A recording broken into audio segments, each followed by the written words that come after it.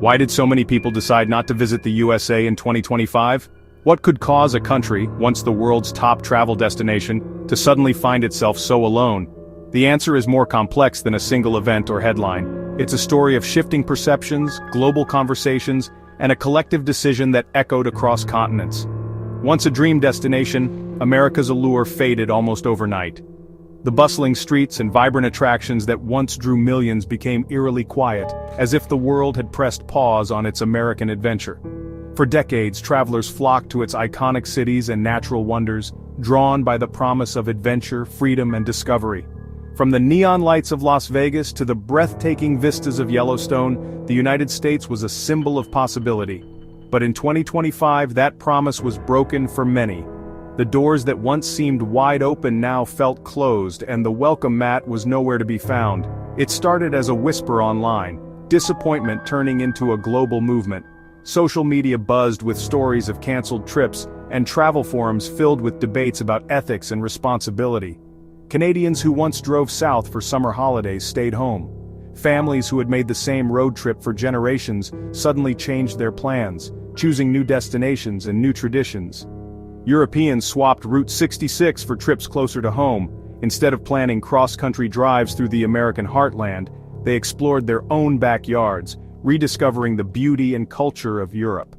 This wasn't a government-led boycott, but a grassroots stand for values. People from all walks of life, united by a sense of purpose, chose to make their voices heard not through protests in the streets but by changing their travel plans. The world watched as America's image shifted, and the welcoming nation they admired seemed to vanish.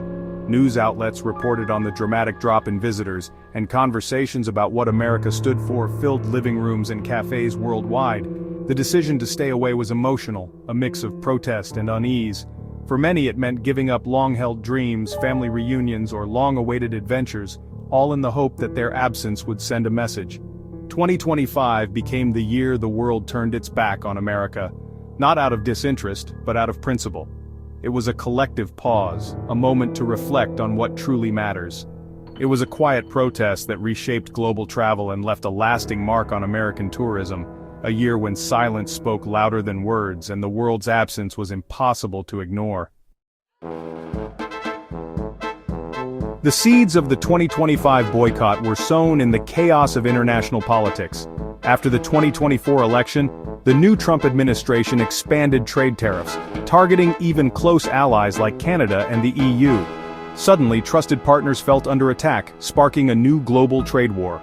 Disrespectful remarks, like suggesting Canada become the 51st state or reviving talk of buying Greenland, fueled outrage. America's image shifted from friendly neighbor to unpredictable power. Foreign policy pivots and a perceived closeness with Russia deepened the rift. Trust eroded, and the US became less desirable to visit. Canceling vacations became a personal protest, a way to demand respect. The message was clear: friendship and respect can't be taken for granted. The 2025 boycott hit US tourism like a tidal wave. Even a modest drop in Canadian visitors meant billions lost.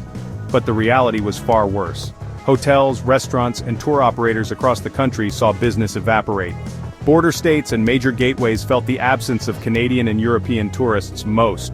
Road trips from Canada dropped by 23%, devastating small towns reliant on summer visitors. Thousands lost jobs: hotel staff, servers, tour guides, and more. The ripple effect hurt suppliers and local economies nationwide. Billions vanished from the economy, turning a protest into a full-blown crisis. Empty hotels and shuttered businesses became symbols of lost livelihoods. The silence in tourist corridors was a stark reminder of how quickly politics can change everything. The Boycott USA movement was born and spread online, ignited by a wave of frustration and solidarity that quickly found its voice on social media platforms. What started as a few angry posts soon became a digital wildfire, as people across continents connected over shared grievances and a desire for change. Hashtags like #BoycottUSA and #VisitSomewhereElse united frustrated travelers across Canada and Europe. These simple phrases became rallying cries, making it easy for anyone to join the conversation and amplify their message with a single click. Facebook groups exploded, tens of thousands joined to share tips on avoiding American products and destinations. These online spaces became hubs for advice, encouragement, and real-time updates, helping people navigate new travel options together. These digital communities became echo chambers, reinforcing resolve and turning discontent into action. The more people shared, the stronger the movement grew, as each post inspired others to take part. Google searches for Boycott USA spiked, especially in Denmark, Sweden, and France. Curiosity turned into commitment as people researched alternatives and shared their findings with friends and followers. The movement's speed was breathtaking. A political statement in Washington could spark a boycott across Europe overnight. News spread in real time, with every notification and alert fueling the sense of urgency and collective purpose. Social media made the boycott leaderless and authentic, powered by personal stories. Videos and posts from everyday travelers gave the movement a human face, making it feel genuine and impossible to dismiss. People posted canceled US flights and new local travel plans, inspiring others to join. Each shared screenshot or story became a call to action, showing that change was possible and happening in real time. Photos of families enjoying local holidays made the movement relatable and persuasive. These images showed that boycotting didn't mean sacrificing joy, it meant discovering new adventures closer to home. The boycott wasn't just reported online, social media was its engine, driving momentum and keeping the conversation alive day and night. The digital wave made the protest impossible to ignore. Even those who weren't directly involved felt its impact as their feeds filled with stories, updates, and calls for solidarity. It showed the world how quickly collective action can reshape travel, proving that a connected community can turn a simple idea into a global movement almost overnight. For Canadians, boycotting the US was a painful but powerful choice. It wasn't just about skipping a vacation or changing a shopping list, it was about standing up for values that matter. Many families felt conflicted, torn between their love for cross-border traditions and a growing sense of disappointment. The world's longest undefended border once symbolized friendship and easy travel. For generations it was a line that barely felt like a barrier, a place where neighbors met, shopped, and celebrated together. But new tariffs and dismissive rhetoric strained that bond. Headlines about trade disputes and political tension replaced stories of cooperation, leaving many Canadians feeling unwelcome and undervalued. The boycott became a quiet, dignified protest, a way to express disappointment without shouting. Instead of loud rallies, Canadians chose subtle but meaningful actions, letting their choices speak for them. Surveys showed 85% of Canadians were canceling US trips and avoiding American products. Travel agencies reported a sharp drop in bookings to US destinations, and online forums buzzed with tips on supporting Canadian businesses. Shoppers chose Canadian-made goods, and stores proudly promoted local brands. Grocery aisles filled with red and white labels and "Made in Canada" became a badge of honor. Travel shifted inward. Quebec families booked cottages at home. BC residents explored their own province. Across the country, families discovered the beauty in their own backyard, from the Rockies to the Maritimes. The movement was framed as a chance to rediscover Canada, but it was rooted in a demand for respect. It was about more than tourism. It was about pride, unity, and a call for fair treatment. Public officials echoed the mood. Ontario's premier wore a "Canada is not for sale" hat, and US spirits vanished from some shelves. Politicians and business leaders urged Canadians to stand together and support one another. The boycott was a defense of identity, not just a reaction to policy. It was a statement that Canada's values and dignity could not be bargained away. Canadians invested in their own communities, sending a clear message. Local projects flourished, and people found new ways to connect and support each other. Friendship, they insisted, requires mutual respect. True neighbors look out for one another, and respect is the foundation of any lasting relationship. A good neighbor doesn't take the other for granted. Canadians hoped their quiet protest would remind everyone that respect, once lost, is not easily regained. Across Europe, the American dream lost its shine. US policies, tariffs, questioning NATO, and nationalist rhetoric felt hostile to European partners. Many Europeans saw visiting the US as supporting a government they opposed. The boycott became a mosaic of personal choices, amplified by a shared European identity. Stories like Danish principal Bo Albertus giving up American products inspired thousands. Travel agencies saw US bookings plummet while interest in Greece, Portugal, and Asia soared.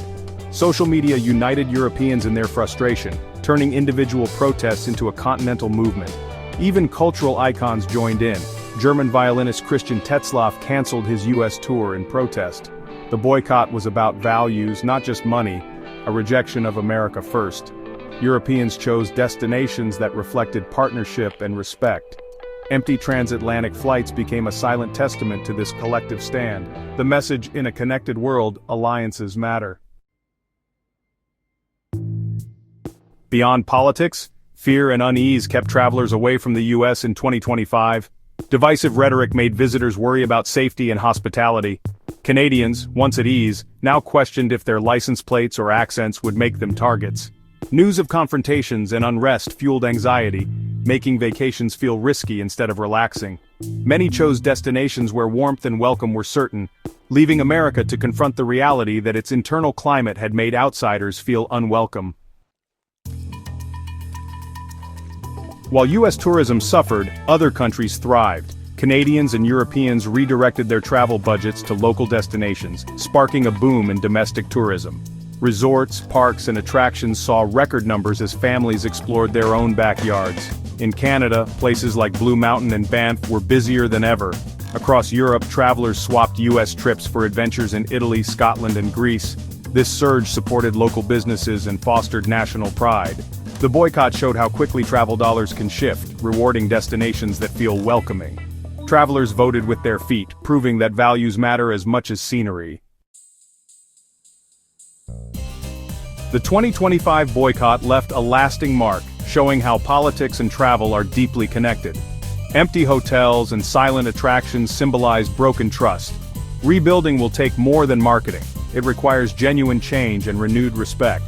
Travelers are global citizens seeking connection and welcome, not confrontation. The collective decision to stay away sent a message louder than any protest. It reminded governments that travelers' choices matter.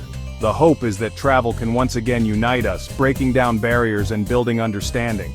The lesson: in a divided world, the desire to explore and connect is our greatest bridge.